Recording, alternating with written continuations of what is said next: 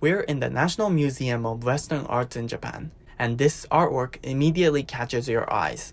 The Port of St. Tropez, the huge oil painting drawn by Paul Signac in 1901. It is 1650mm in width and 1310mm in height. When you see this painting, you immediately realize a distinctive style which almost looks like a mosaic of a real picture. This is a painting technique called pointillism, in which you draw with only dots, creating a unique pattern. You may be also struck by the brightness and the contrast of cold and warm colors. This is the result of color theory of divisionism, which will be explained later. These two features of divisionism and pointillism were the symbol of the Neo-Impressionism movement in the late 19th century.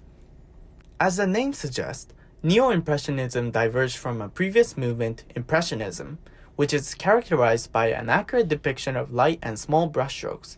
Neo-Impressionism advanced this from a science-based interpretation of color and lines. It was first introduced by Georges Seurat and was further refined by his follower Paul Signac, the artist I'm introducing you today. Divisionism, an important aspect of Neo-Impressionism, was first introduced in Impressionism. Before the mid-19th century, artists mixed pigments to create their desired color. This resulted in less saturation and a darker tone, which can be seen in Romanticism. Impressionism developed a characteristic style of divisionism, which used separated colors that optically combined in the audience's eyes.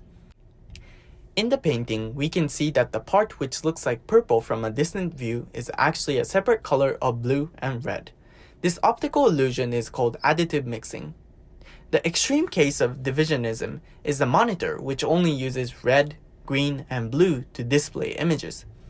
Through the divisionism techniques, artists were able to draw with high saturation and achieve maximum luminosity. Pointillism was a unique painting style developed through the Neo-Impressionism movement. This style of painting was suitable for effectively showing divisionism additive mixing.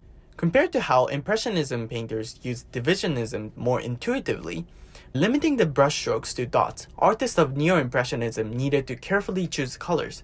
Here, we can see that compared to Seurat's painting, divisionism is not strictly followed in Monet, resulting in low saturation. In Signac's painting, he uses even bigger dots compared to Seurat's, which further restricts him from using many colors. This self-imposed constraints led Signac to establish the color theory, which advanced the scientific understanding of divisionism. Color theory proposed the use of complementary colors, which gave artists a manual for which color to use. Complement colors are the pair of colors diametrically opposite shown in the color wheel. In this painting, blue and orange are primarily used to create vivid contrast, which explains the astonishment you felt in the beginning. The back chiefly uses orange, and the front mainly uses blue. This contrast is also seen on a smaller scale. Here, the left side is orange, and the right is blue. By using bigger dots in pointillism, Signac established color theory, which scientifically advanced Neo-Impressionism, enabling the painting to be vibrant with stunning contrast.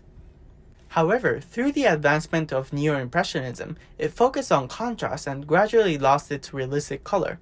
This style was passed to a later movement named Fauvism, which emphasized color that artists felt instead of realistic values. Art is a history piled with continuation and antithesis of earlier art. Not only did Paul Signac take a major role in advancing Neo-Impressionism in a way that harmony of divisionism and pointillism reached their peak, he laid a foundation for the new generation of artists of Fauvism.